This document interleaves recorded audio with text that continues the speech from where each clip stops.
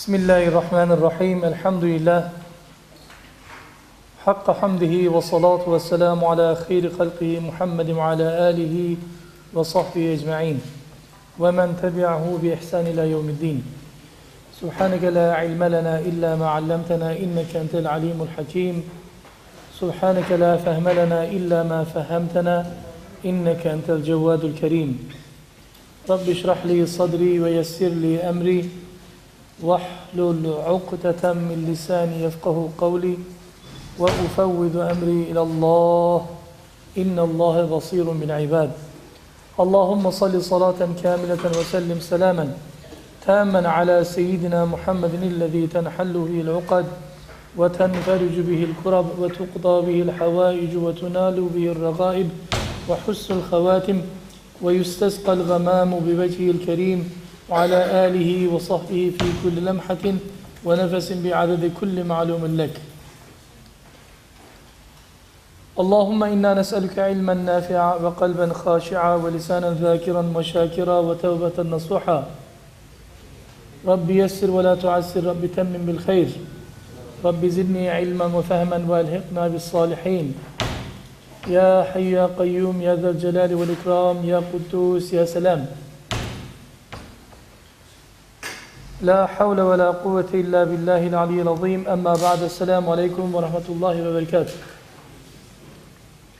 My respected brothers and very respected sisters, Jazakumullah khair jaza for joining us here live as well as on the internet.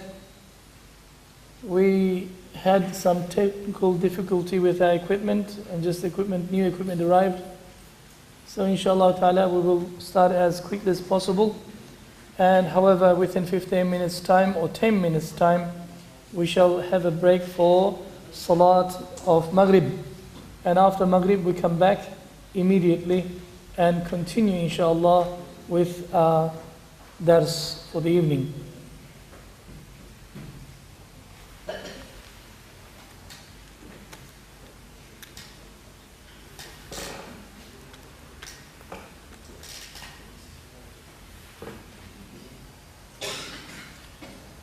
We are going through the 54 Faraid as enumerated by the great Imam of the Tabi'een, Hasan al-Basri Rahmatullahi Alayh.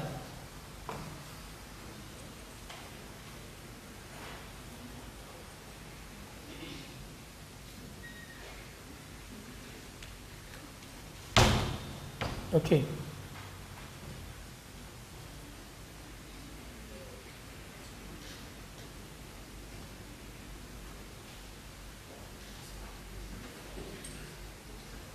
That's it, RGB.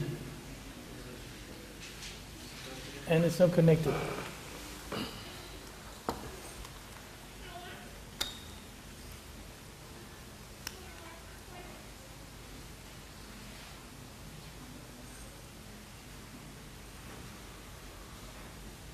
All connected?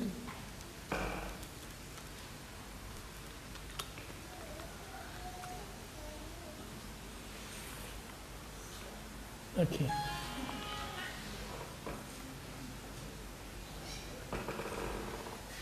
And if we could get this first light turned off.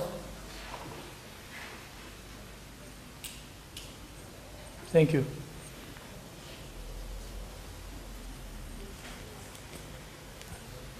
Before knowing the Faraid, it is impossible to practice our deen. Therefore, as part of our education strategy, with our youth and with our families, with everybody on the internet, inshallah, who is joining us, we go through the basics of our deen, the fundamentals. So, our seventh fard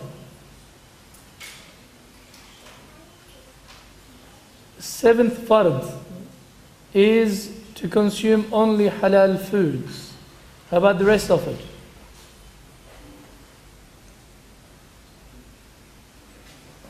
People, whatever they can see, inshallah ta'ala.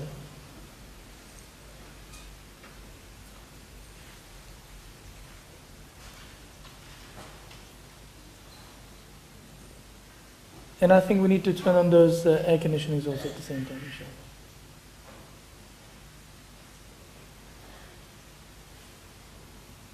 We went through all of these, and the seventh fard for us is, it is fard upon every single individual Muslim to consume only halal foods and drinks. That is halal earnings included in this. So we went and looked at the ayat of the Qur'an about the importance and the significance of having halal food and drinks in our system. And we have also concluded that there are certain types of eating habits are fard. Some of them are wajib, some of them mustahab, and some of them are mubah. Sometimes it is fard to eat, sometimes wajib to eat, sometimes mustahab to eat, and majority of the time it is mubah to eat. And we wanted to know what is halal and haram in terms of consuming food. And we've defined what was haram and what was halal. And we looked at the various levels within themselves, halal and haram. And we looked at how a Muslim, a simple Muslim, a salih Muslim, a muttaqi Muslim, and a sadiq Muslim should deal with this abstention from harams of Allah subhanahu wa ta'ala. We looked at the 4 levels. And in very broad terms, we said last week, everything we consume, eat and drink, in terms of our fiqh, in terms of our sharia, fall into 3 categories. Either it is mineral type, or it is a vegetable type, or vegetation type, or animal type. And last week we went and explained what the minerals were. As long as they are not harmful to us, like eating soil and soap and something else, everything is halal in that regard. But certain minerals are, although may not be clean, could be used for something else. But only clean earth is used for tayammum purposes, we went through and explained. Now the second type of thing that we consume is plants and vegetables, that is the greens, so to speak. The vegetation, the plants that grow on earth, Allah subhanahu wa ta'ala has given us as gifts. But again, Islam regulates what to eat, what not to eat. And there are certain very specific rules and regulations in this regard. If you do not know, you will fall into this particular trap of certain plants. In general, all forms of vegetation, plant or vegetable, fruit or flower, or herbs or spice, whatever it is, that may cause any impairment of our judgment. It changes the status of our intellect, or harm any part of our body, in general or specific, are considered to be haram. And generally divided into 3 categories. So any plant, any vegetation that is harmful to you in terms of affecting your intelligence, intellect, it impairs your judgment, or it causes some harm to your body, to your lungs, to your liver, to your skin, or your hair, anything of your body, of your general health, is regarded as haram. And Islamically, they are studied under 3 different categories under vegetation. First type is harmful to the intellect, aql. All forms of intoxicating drinks, whatever label you use, whatever name you use, whatever definition you use, anything that intoxicates you, impairs your judgment. كل مسكر خمر, Rasulullah sallallahu alaihi wasallam says, كل مسكر haram. Little of it or small of it, it's all haram. Anything, any wine, any beer, any beverage of any kind that comes from some plant life, malt or barley, you name it, or grape, anything that intoxicates, not those items in themselves, but because of the fermentation process they go through, they change their nature, it turns into a drink of some kind, and when you consume it affects your thinking, affects your processing information properly, it is haram.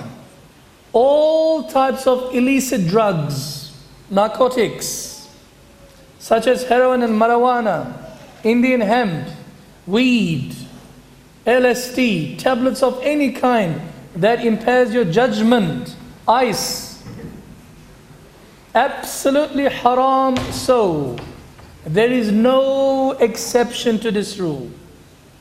Absolutely haram. Brother, weed is okay. To you, it's okay. You come and see what I go through with families, with children who have weeds growing in their heads. You should come and see the effect it does in the long term to the people. Brother, I've been smoking weed for 20 years, nothing happened to me. Look at you.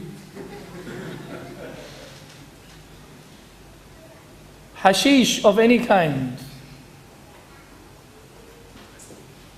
We need to keep away from things that gives you hallucinating effects. Hallucinogenic drugs, they call it. Second type of vegetation, which leads to loss of life, fatal to life, and also categorized as absolutely haram, like certain poisonous plants, flowers, mushrooms, pink or otherwise.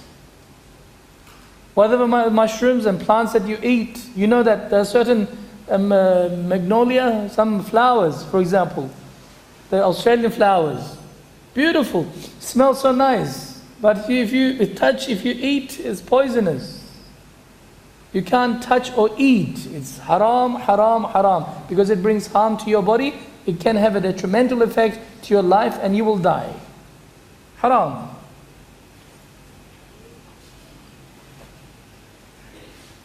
And the third category is haram to your health in general.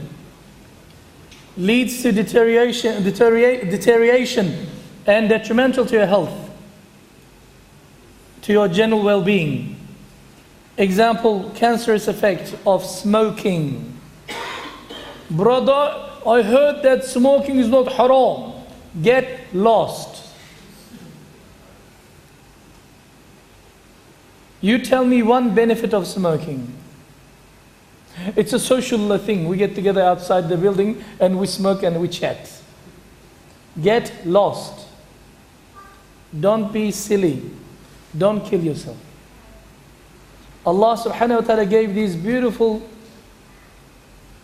lungs for you to breathe, to cleanse the oxygen. You do not have any right to kill it. You go to the hospital, the people who are dying from lung cancer due to smoking for years. You go and have a look. And tell me if smoking is good for you. It's a disgusting habit. Sometimes I cannot even stand. Sometimes I stand next to the people. Somebody else is leading the salat. The smell is so strong. The stench is so strong. On the day of judgment, they're going to cop it from me. You had no right to poison my air or my space. Tell me if there is any good in it.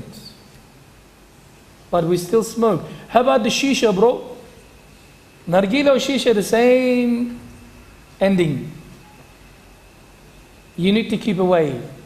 If you don't, okay, technically it's not haram because there is no ayah on it, there is no hadith on it, but tell me, لِغَيْرِهِ, isn't it israf? Isn't it waste? That's haram, isn't it? How about it is waste of scarce resources that you use that money that you're supposed to use on children, on your family, you spend it on their money, food money, on your cigarettes. How are you going to answer to Allah subhanahu wa ta'ala? The damage it causes to your body, how can you explain that to Allah subhanahu wa ta'ala? So we need to seriously think before you open your mouth and say, is it halal, bro? When it first appeared in the world, about 200-300 years ago, even less, all of the ulama, without any exception, they gave the fatwa throughout the Muslim world as haram, haram, haram. And later generations, when they begin to get some economic gain out of this, the government through taxes, they forced so-called some ulama to change the fatwa into makruh, disliked. Whatever you classify yourself as, smoking is absolutely damaging and harmful to yourself. Yes, it's only a plant. Yes, it's only a vegetation. But what it causes to you, ask those people who've been smoking for years and you recently stopped. It's an addiction. May Allah subhanahu wa ta'ala free this ummah from this addiction. In Australia, government knows the cost to the health system.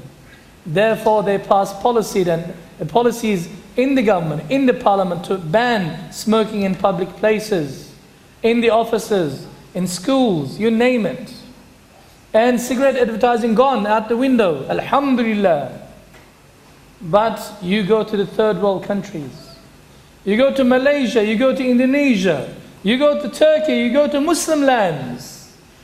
The greatest form of advertising, the most frequent form of advertising is from the tobacco producers, smokers. They are constantly smoking the ummah out of the face of this earth through smoking. An intelligent person cannot just give in to this little white stick. Yes, it's addictive. Find a cure. Go and find a treatment. Control your nafsul ammara. If you cannot overcome this little stick, how in the world are you going to overcome other desires of your nafsul ammara? Impossible. You give in to a little stick, this little white stick, men or women. Sometimes it's disgusting to see a brother with beautiful beard and beautiful white galabiya. He's got a smoke in his hand next to Kaaba at Hajj. Or a beautiful sister, muhajjiba, mashallah, sitting 5-6 of them together going, Ya Latif. Disgusting. My sister, what happened to you? You're harming yourself, you're killing yourself. And if you kill yourself as a result of this, you shall be charged with suicide also. You shall be charged with suicide. Islam forbids all forms of vegetation.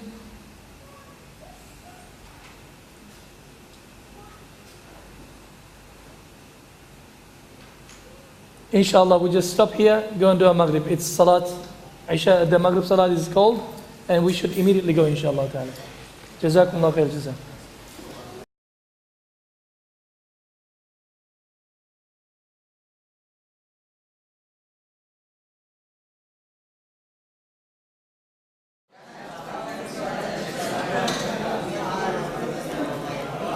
أعوذ بالله من الشيطان الرجيم بسم الله الرحمن الرحيم الحمد لله رب العالمين والصلاة والسلام على رسولنا محمد وعلى آله وصحبه أجمعين ومن تبعه بإحسان إلى يوم الدين أما بعد السلام عليكم ورحمة الله وبركاته. We are going through the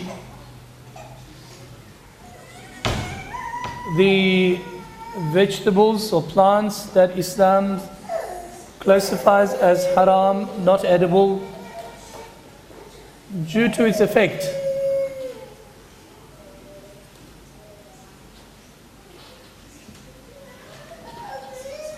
If the vegetable or the plant that we eat or consume or use that goes into our body affects our intelligence, our intellect, our aql,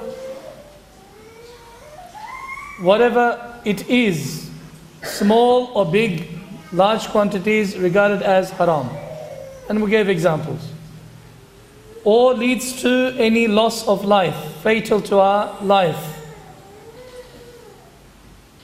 or harmful to our general health, leads to deterioration, leads to sicknesses, cancer, and what have you, They're all forms of haram.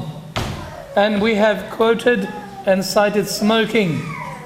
And of course it caused some concern within our listeners.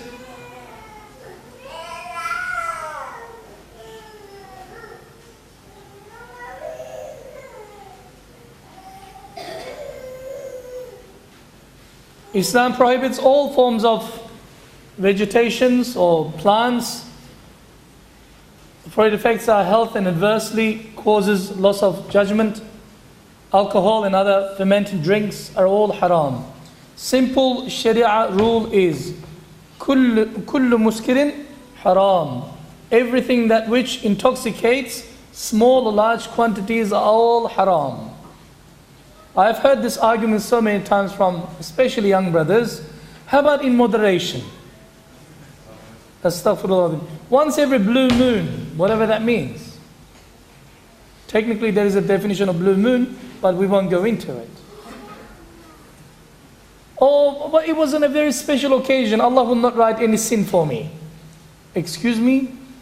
What, Allah subhanahu wa ta'ala will change the Sharia law for you because you are attending to the wedding of your best friend?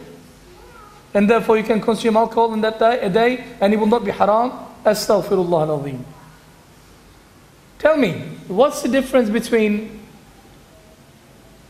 drowning 200 deep in the water or just 2 or 3 centimeters below the surface of the swimming pool? What's the difference between that drowning or that drowning?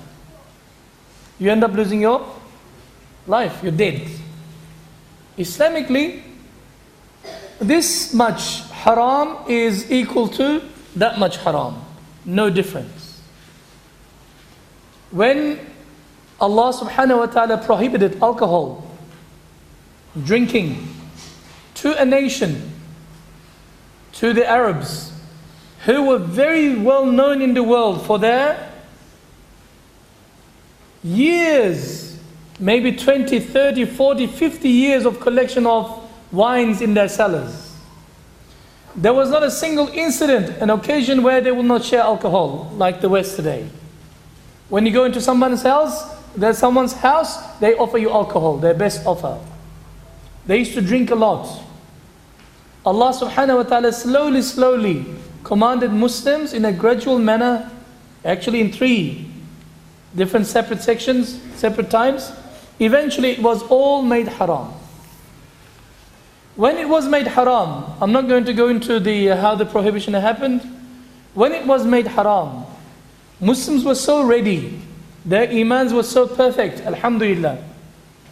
The streets of Medina, streets of Mecca, stunk with alcohol for months on end, because they brought all their barrels and cracked it open and just let it go on the streets. Stink! Fermented alcohol. Ali karramallahu wajhah it is reported that he has said, if this little finger of mine, this little pinky of mine were to touch any alcohol, I would not think twice before I chop it off. Astaghfirullah, brother, what are you talking about? Muslims chop their fingers off if they touch alcohol? No. Don't get me wrong. Imam Ali karramallahu wajhah is trying to emphasize a point. How to keep away from harams. The difference between a companion, a sahabi of Rasulullah sallallahu alaihi wasallam, and us is this point. Ali karramallahu wajhah says, a companion, he says, as far as haram is concerned, I will keep away from it so much so that even if I were to touch with my little finger, I'll chop it off, which is haram to chop off fingers in Islam. But he says, I will not do it. He's just emphasizing, exaggerating the point. And the Muslims of today, when you say, this is haram to do so, they said, let me think about it. Let's have a discussion about it. Academic discussion, convince me otherwise. Allah subhanahu wa ta'ala says, this is rijsum min amali shaitan. This is a filth from the doing of shaitan, and it's haram to do so. Little of it or too much of it is equal in terms of haramness. You cannot change anything. This is the law of Allah subhanahu wa ta'ala, Sharia. you have no you have no case to argue at all. As a Muslim, you're supposed to say, Amanna wa saddaqna, I listen, I hear and obey, and just continue practicing abstinence from the haram things. Now, I know that some of us are heavy smokers. And perhaps for the first time, I was so harsh on those brothers and sisters who smoke, without pointing any fingers to anybody. But it is harmful. Sharia, this allows it. It is harmful to you. Ask your wife when you go to sleep, in the bed, your breath is disgusting. Huquq al-ibad, rights of human beings. On the day of judgment, Allah subhanahu wa ta'ala is going to bring you together. And that person will find a case against you to complain to Allah subhanahu wa ta'ala. Smoking. It is not an intelligent thing to do, but it is a bad habit, like many other sins that we have formed. It's very difficult to kick. Yes, I know it is, but it is not impossible. It is not impossible. You need to determine, and you need to know the consequences of your action. Not only the damage that causes to yourself, but the people whom you love, the people around you. So you need to give up this nonsense. The image of the Aussies, as far as Muslims are concerned, as far as Middle Eastern people are concerned, alias for Muslims, they have one shisha, one nargile in one hand, and a belly dance on the other side. Is this the image of Islam and Muslims? Is this what you're trying to portray? Even brother, in the tobacco, in the bottle, the shisha, nargila, we just put a different flavor. It's not a smoke actually. Whatever it is, what are you trying to imitate? What are you trying to imitate? Like kids, if you see little kids pretending to have a little smoke, the pretend smokes, lollies. If we see them, what are we doing? You're forming a habit. Stop it. We won't even let our children touch that fake smokes. How about us? We need to be careful. The heaviest smokers in the world are Muslims. Go to Indonesia, amazing. Go to Malaysia, it's amazing. And it is encouraged. It is encouraged. May Allah subhanahu wa ta'ala help us. Third type of thing that we eat in this world, besides minerals and vegetables and plants, is animals. We're carnivores. Islam is very particular when it comes to, our fiqh is very particular when it comes to halal and haram and the classification of things. These were classified 1400 years ago. It is not something new. So our duty and your duty is to learn this. And inshallah, maybe some of the information that I'm going to present to you may not be relevant to you right now. But ilm is ilm. When you acquire knowledge, whether you use it or not, still is the greatest form of ibadah. When you learn something, you put it in somewhere in the back of your mind, in your memory.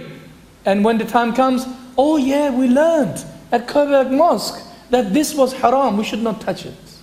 But if you didn't know, when you come across with that situation, that condition, you might fall into that haram, and it's too late afterwards. Remember the hadith of Prophet ﷺ, if you consume even a little morsel of food which is haram, your salat, your dua is not accepted for 40 days. Very dangerous. Food, halal food, is the essential ingredient in Islamic development, Islamic personality.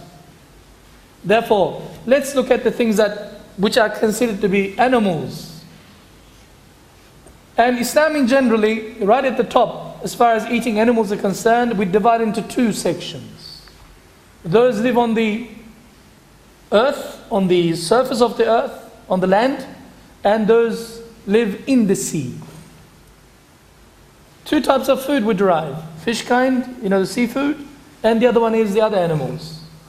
So, remember, not every Muslim 1400 years ago, 1500 years ago, or 500 years ago lived in cities, urbanized cities like these, highly developed places with supermarkets. Supermarkets are a new phenomenon. Didn't exist 40, 50 years ago. It was all corner shops. Even before that, it was more difficult to find supermarkets. People lived with animals. People lived with agriculture in the farmland. So they need to know all these laws. So inshallah, let's go through.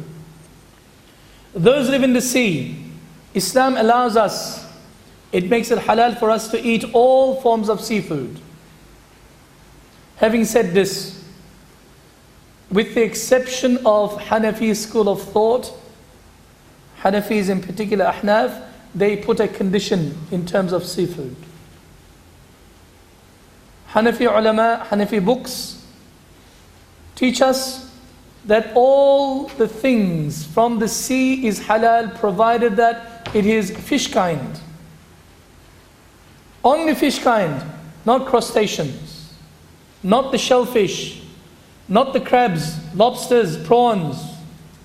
They regard it as makruh tahrimi, close to haram makruh. This is a position in the Hanafi school. And even within the Hanafi school, there are two schools. There is the Indian subcontinent Hanafis and the Middle Eastern, the Shami, Syrian Hanafis. When it comes to gambari, what's gambari? The prawns. They say the Syrian ones, it is a fish kind, it's not a crustacean. I don't know how, but the Indians are very particular in this and says, no, crustacean is a crustacean, you can't eat it, it's makruh to do so. But all the other three schools, Maliki, Hanbali and the Shafi'i, they all say it is absolutely halal to do so. Imam Shafi'i rahimahullah says, if I see my father coming out of the sea, I will also eat him. Because Allah subhanahu wa ta'ala says in the Qur'an that it is halal to do so. Seafood. All forms of fish is halal to eat. Whales, but whale is not a fish, it's a mammal. Who cares? It's living in the sea. Sharks, eels, dolphins. I use these deliberately because one of the most common questions I get is, are we allowed to use sharks? Yes, it's a fish, but they eat human beings. What's the chance of a shark eating a human being? It's like being struck with a lightning. Oh, you see that only in the movies. In the real life, sharks don't find such a delicacy called human being to eat. They are just creation of Allah subhanahu wa ta'ala. They live in the sea. I never forget, one morning, I hope he's not watching, he's not listening to this. I took my father, a staunch Hanafi, to Victoria Street, Vietnamese Quarter, to get some seafood. Because that particular night we're going to have some seafood amongst the brothers. And on my list, I have to buy 10 or 20, 35 pieces of blue swimmers, crabs. Crabs, blue swimmers, the crabs that live in the sea. And my father doesn't know anything about this. We went into the shop. He's looking at the fish. He likes the fish. But I went to the other side where the other crustaceans are. I begin to fill the basket. And my father says, what are you doing? He said, what are you doing? I said, I'm getting crabs. He said to me, haram, makruh, what are you doing? I said, Baba, with all respect, please, don't be so muta'assib. Don't be so, strict. All the three schools says it's halal. And even in Hanafi school, it's not haram, it's tahrim and makruh. It's makruh but close to haram. They don't say it's haram. Imam Shafi says, I told him, if I see my father coming out of the sea, I'll eat him. He says, Imam Shafi must have been brought up in the Vietnamese place, he says. That's my father. Hanafi, muta'assab. He must have lived among the Vietnamese. No, that's not the issue. The issue is that seafood is halal, but if you're Hanafi, strict Hanafi, we respect you. Ala ra'si wa aini. No problem. I went to Southeast Asia many times. One particular place I stayed was in Brunei. They have a particular village on stumps in the lake, in the river. Kampung Ayad they call it. Subhanallah, they've got the whole village for hundreds of years. They have masjid, they have schools, they have houses. And when you walk, you see the water running through. Government gives them houses, cars and everything on the land. They don't want to come out. They don't want to come, they don't want to leave this place. Why? Food is for free. How? All they do is walk a couple of steps down and they put a net into the water, comes out 20 tiger prawns. Oh, ya halawa. Yeah, they make mashwiya and they're happy. So, the reason for Hanafis for calling lobsters and prawns and crabs and crustaceans as makruh, their dalil is they say anything that turns your stomach. And that, ooh, when you see, ooh. Yeah, if you lived in the inland, the only thing that you see is a fish in the river every now and then. Of course, when you see those funny creatures with legs moving around, you say, ooh. Yeah, but how about the Bruneians who live in the village where every day they eat nothing but prawns? Nothing but prawns. So, when it comes to this issue, if you're Hanafi, stick to Hanafi if you're comfortable. But if you eat crustacean seafood, if you eat seafood, do not feel that you have committed haram. It is halal to do so. Make sure that you don't put haram ingredients in it when you're cooking it. That's besides the point. Whales, brother, how can you eat whales, man? Yes. Why is whales, I use the word whales? Because it has happened during the time of Rasulullah sallallahu alaihi wasallam. When a group of Muslims were in Jeddah, Jeddah is the coast. There was a beach that, there was a whale that is beached onto the beach. And of course dead. Muslims have never seen such a big, huge fish. They begin to cut into pieces, they fill their sacks. They were walking inside the stomach, huge. And they brought some all the way to Mecca to Rasulullah sallallahu alaihi wasallam. And they explained the situation to Rasulullah sallallahu alaihi wasallam. Rasulullah sallallahu alaihi wasallam approved it, and he also ate from that particular, whatever they brought, that fish meat, which was whale, to do so. But so mammal, bro, mammal or no mammal, it lives in the sea, eat it. Okay, dolphins are the same. But dolphins are beautiful. You've been watching too many movies. You're watching too many movies. How about the eels, man? They're snakes. Who cares? They're still fish. Okay? Now, there is a technical point here. If the fish that you found are dead already, then you look at the situation. Was it trapped into a little area where there is not enough movement, not enough air for the fish? There's so many of them. Because all the water has risen, the high tides and low tides, so to speak. And the fish is dying, or not moving, almost dead, or dead. In that case, it is halal to eat that fish. Dead or alive, not a problem. However, if a fish is found dead, floating without any of the restrictions that I just mentioned to you before, in other words, right in the river, plenty of space to swim, or the sea, the ocean, but the fish is just floating on top with the stomach up, don't touch that fish.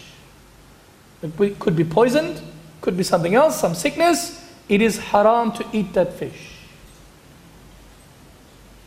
If this death of the fish is due to lack of space, or somebody, hit it, or fished it out, or something, or came into the bucket and died in the bucket, okay, it is halal to eat. And by the way, I've got some news for you. Somebody rang Medina Halal Meat Butcher. One revert sister. I was there watching. It was hilarious. They just opened up the shop new. And he says, brother, do you have halal cows? Yes. Do you have halal sheep? Yes. Do you have halal, who slaughters them? Such and such company, such as company. He says, do you have halal fish? He says, yes, sister. Who slaughters them? This sister doesn't know. We don't slaughter fish. Bismillah, Allahu Akbar on the fish. As soon as fish comes out of the water, is halal.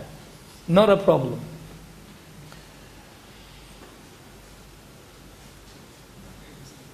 On the other hand, if you found a floating on the tummy dead fish in the ocean, huge fish, said, oh, we can't eat it, haram. You cut it open. A whale perhaps, or dolphin perhaps, or shark perhaps. Very unlikely depending on the shark. In the stomach, there is a fish, live, jumping up and down. You're allowed to eat that fish. Or dead fish. But this death of fish has occurred due to the confined space that it was in, not poison fish. You're allowed to eat this fish that you found in the stomach of the fish. Interesting. But if the fish in the stomach of the fish was torn into pieces, in other words, eaten, half eaten on the way going down, then you're not allowed to touch this fish. You with me? You're not allowed to touch this fish. Okay, enough of the fish. Let's go to the land. If you have any questions in terms of crustaceans, you can ask so. There are certain animals which live partly in the water and partly on the land. Mostly on the land and mostly in the water. And those are the ones that we avoid eating. Okay? Sand crabs are one of them. They are different from the water crabs. You need to be careful of. How about the shellfish? How about, those, the ones that you open up and, what do you call it? Mussels. The oyster. Are they from the sea? Yes. Eat if you have the stomach. But cook it. I recommend it to you. Don't fall into the trap of people, oh, it's an aphrodisiac. Before you get married, you eat a lot of these. That's stupidity. They are poisoned. And make sure that you really clean, devein your prawns, because it'll poison you. Because they're the scavengers of the earth. They are the cleaners. They eat the last. They're the last on the food chain. Whatever falls from the top, those crustaceans eat. The animals that live on the earth, on the land. Islam categorizes animals that live on the earth into 3 categories. This is actually a literal translation of the fiqh books that we have. Those without any blood. If you were to cut into pieces, there is no blood. Technically, they might have blood, but we don't see it, because they're so small or something. I'm sure they have a special category in biology in terms of amongst their species. There could be some exception to the rules. We're not allowed to eat them at all. They're haram to consume. Like bees, flies, spiders, scorpions, ants, snails, slugs, worms, locusts, etc. With the exception of the grasshopper, the locust, one particular species of grasshopper, dead or alive. Because this happened during the time of Rasulullah sallallahu alaihi wasallam in Medina. All forms of other insects and their byproducts, they make any additives out of it or coloring out of it, is absolutely haram to consume. There is one particular additive, they use it as a food coloring in certain lollies from insects. You need to check out. It's haram to do so. Haram to consume so. But brother, how can you eat the grasshopper, man? I don't make the rules. During the time of Rasulullah sallallahu alaihi wasallam, I never forget, about 6-7 years ago, That particular year, there wasn't much rain in Medina. And I've never seen so many locusts. Huge mothers. Big ones. They fly and they come. And they used to apparently make good kebab out of it. And they eat during the time of Rasulullah sallallahu alaihi wasallam. They used to eat one particular type of lizard, some sort of goanna that lives in the desert. Rasulullah sallallahu alaihi wasallam saw it, he says, I'm not saying that it's haram, but I myself won't eat it, he says. My stomach will not take it. Yeah? So this particular grasshopper, one particular species, is halal to eat whether they are dead or alive, if you catch them alive. But no frogs, no snails, forget about being a French Muslim.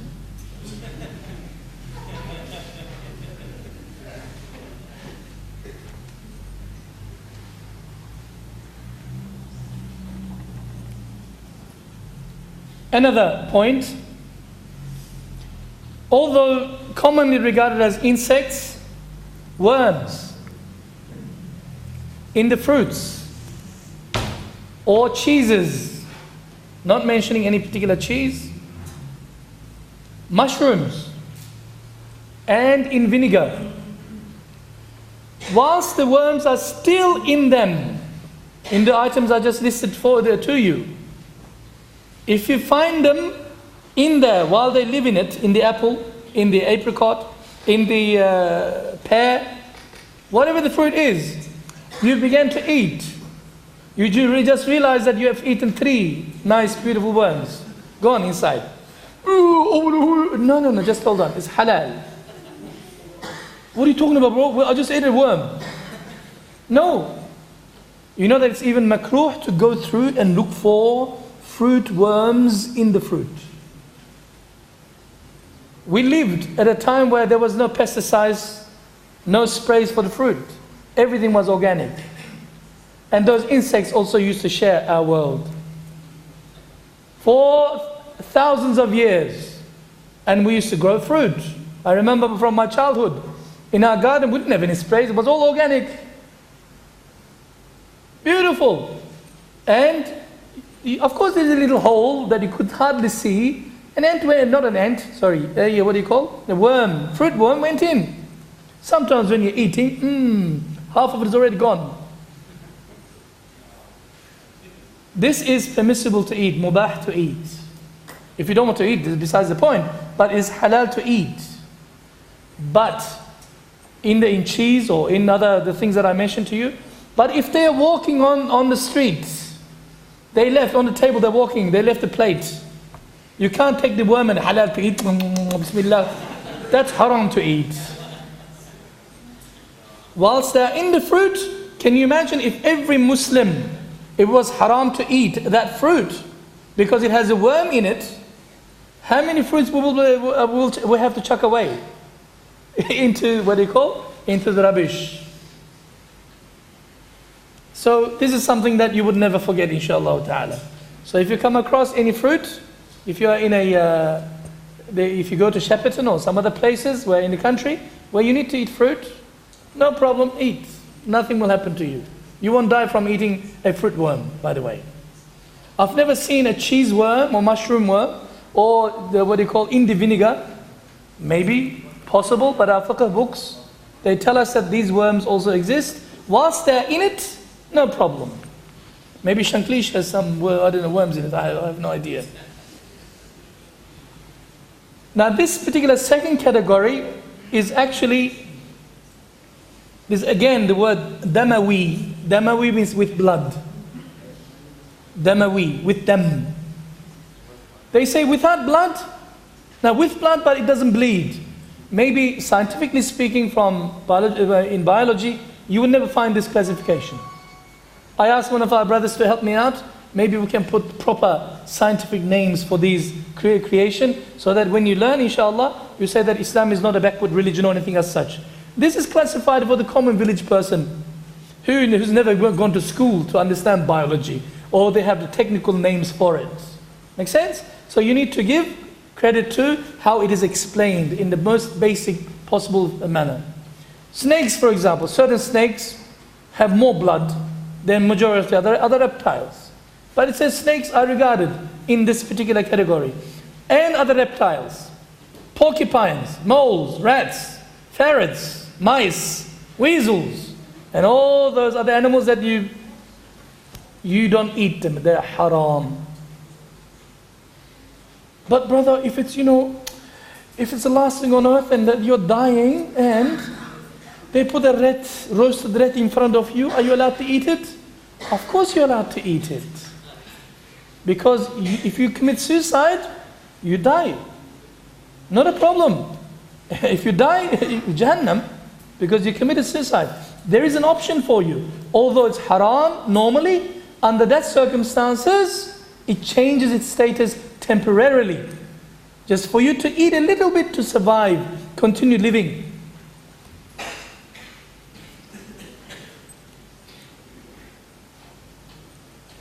I have been given the instructions to stop because I think the food has arrived. But there are about 5 minutes, so how long to Salat?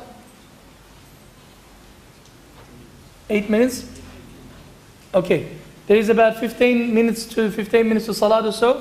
What we want to do is stop here and we'll continue with our discussion because this is where certain things becoming relative to us, related to our lives.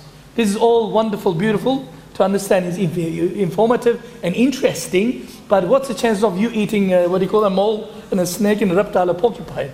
Absolutely nothing. But when it comes to next category, which is relevant to our lives, that's where Makkahs come in.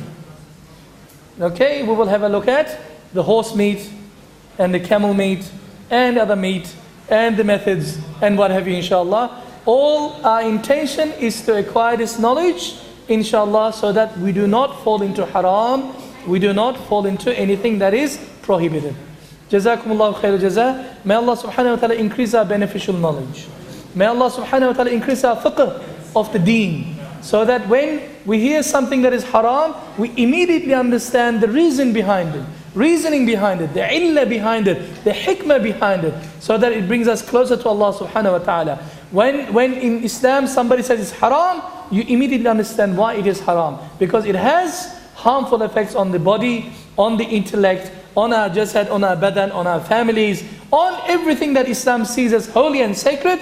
These things, harams, has some impact or effect on it.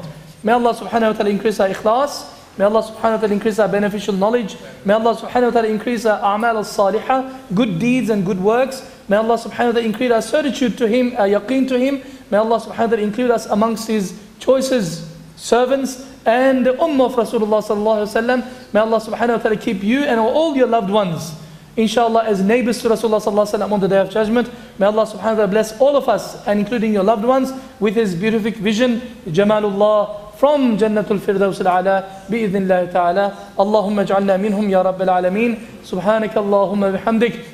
نشهد أن لا إله إلا أنت وحدك لا شريك لك نستغفرك ونتوب إليك سبحانك لا علم لنا إلا ما علمتنا إنك أنت العليم الحكيم لله تعالى الفاتحة. I think we are towards the end of our technical problems. In perhaps 1 or 2 weeks' time, if not even a shorter period, you will be able to ask questions directly, and it'll come to my system here, either through your SMSs or through your internet connection, 3G connections, or if you're watching from the home, you can directly ask questions and participate, and this becomes, rather than a dialogue, this becomes a dialogue rather than a monologue. Inshallah, the whole idea is for us to benefit and learn and increase in knowledge, inshallah. Jazakumullahu khair jaza. لله تعالى الفاتحة.